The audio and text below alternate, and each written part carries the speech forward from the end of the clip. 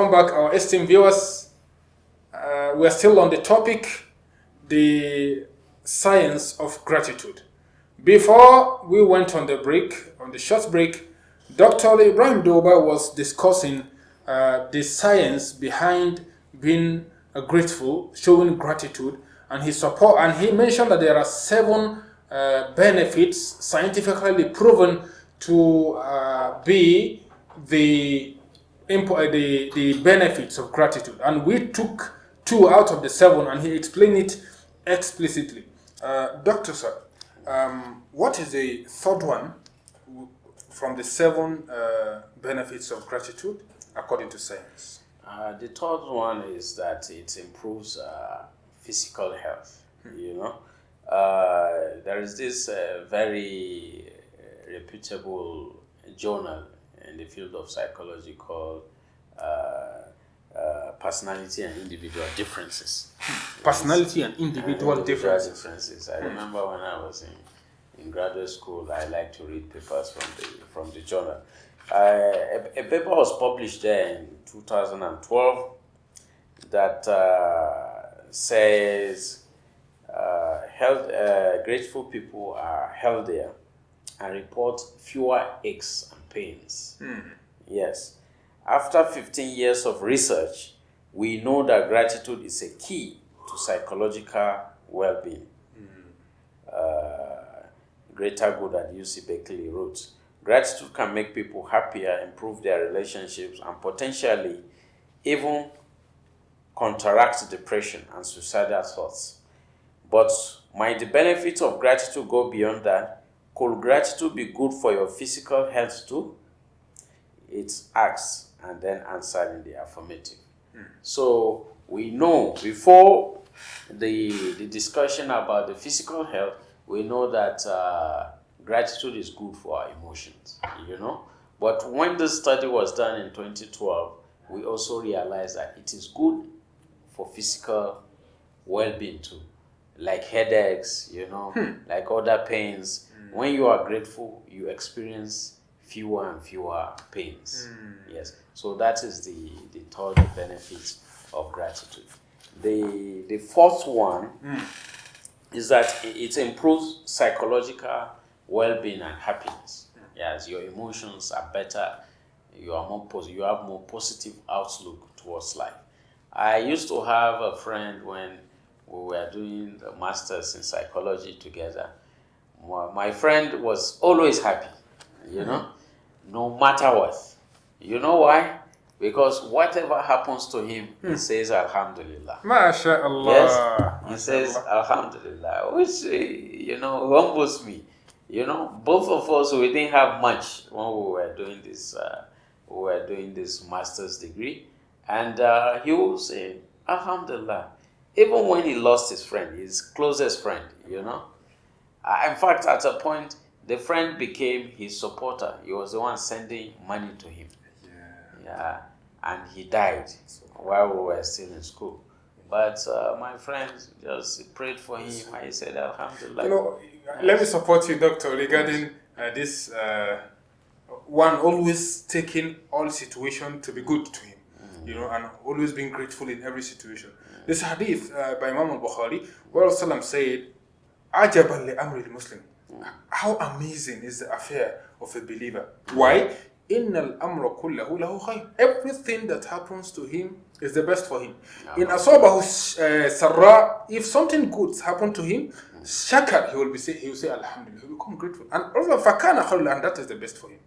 When asabahu darra, if something bad happens to him, sabar, he will be patient. And he will still say Alhamdulillah.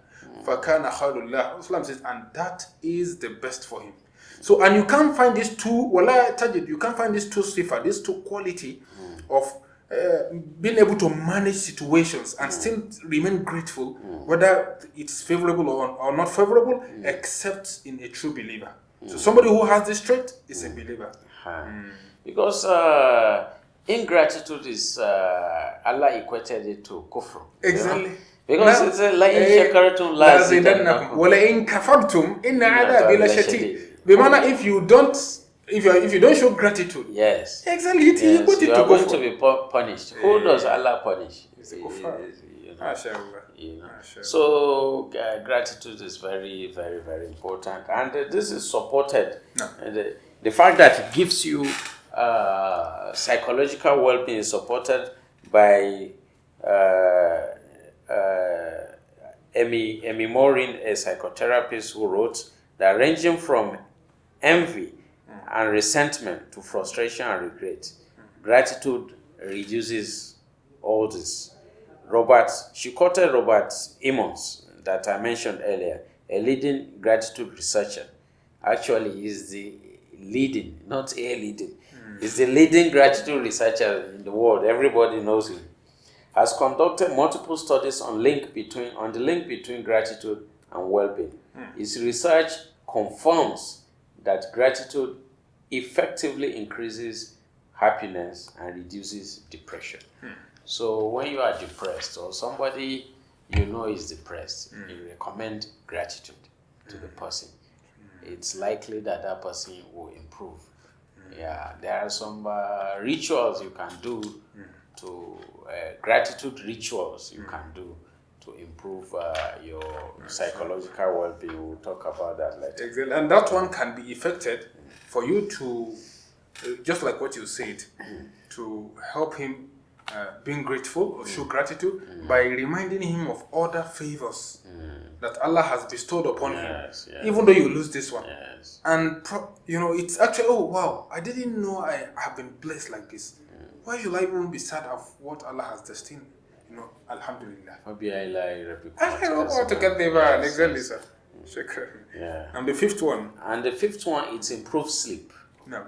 Yeah, if you keep a gratitude journal and write in it every night the things you are grateful for that day, your sleep is going to improve. So if you are suffering from lack of sleep or insomnia, yes, you can't sleep, you find it difficult to sleep, just keep a gratitude journal and write in it regularly at night, and list what you are grateful for that day, and that helps your sleep.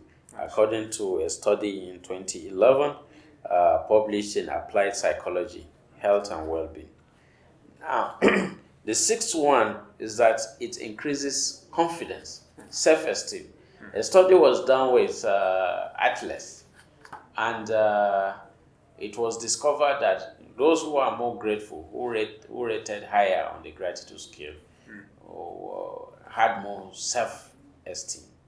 And it also reduces social comparison, because social comparison, that is what reduces your own self-esteem. That person is better than me. So you feel sorry for yourself and you look down upon yourself and you lower your confidence. You understand? But if you are grateful, I have this, I'm grateful, alhamdulillah. You understand? That reduces social comparison. Social comparison causes low self-esteem, because no matter how good you think you are, there's somebody who is better than you. Yeah. Yes. Yes. So it helps with that, because it makes you grateful for what you have instead of showing envy towards another person. As Salam told us that La tanzuru ila man fawqakum. Do not always look at those people above you when it comes to worldly affairs. Unzuru ila man asfala minkum. Look at those people below you, so that you can become more grateful to Allah. Fahuwa ajdar. That one is more better for you. And la tazdaru ni'matallahi alaykum. So that you will not be ungrateful to the favors, countless favors of Allah upon you. Yes. Because if you do that, really, you are going to be ungrateful. Yeah. In fact, my mother used to tell me when I was younger that look at the people who do not have as much as you. Yeah, that will keep you humble, Yes. So, and the last one, the seventh benefit of gratitude according to science is that it helps your mental health.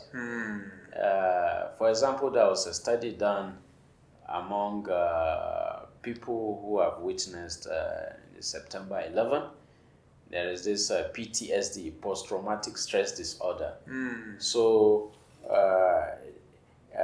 that was associated with September 11.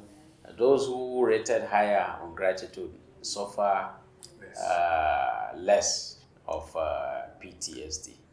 So that means it helps you mentally too. And another study was published in the journal Personality and Social Psychology that reported gratitude was a significant contributor to the resilience after 9/11. Yeah. The one that was done of PTSD was among the Vietnam War veterans, the vets. Those who came back from Vietnam and suffered PTSD. When soldiers come back, they have this horror. They experience this trauma. They relieve it. So those who rated higher on gratitude experience fewer episodes of that. Yes. Alhamdulillah, we have successfully harnessed the benefits of the 7 gratitude benefits according to science. Before we go, let's quickly look at, Doctor, let's quickly look at this. How does gratitude, or how to cultivate gratitude in children? We have a lot of, Allah has blessed with a lot of ni'mah, and one of it is children. How do we cultivate this spirit of gratefulness, gratitude in our children? Some parents do well by asking, when they give something to children, they say, what do you say? And the child will say, thank you. You understand? Yeah. But it's more important if you show it. According to behavioral psychology, children see, children do. They say Children see, children do. The monkey sees,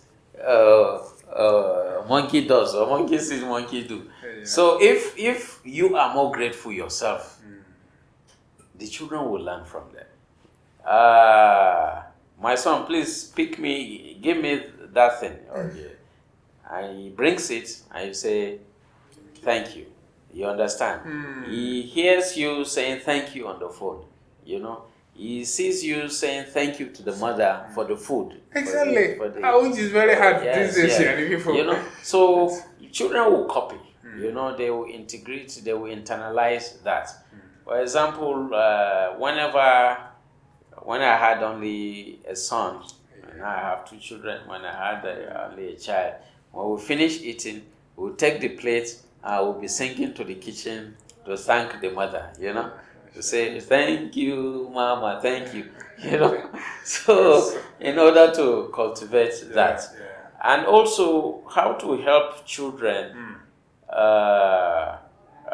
have positive behavior, to inculcate positive behavior in children, is to get them to also write the things that are 3 things that went well for that day. Martin Seligman is the father of positive psychology. He mentioned it in his book Flourish. He said, if you want children to do more positive things, to improve their character, you should get them to say, maybe at night, they should write the 3 things that went well for them.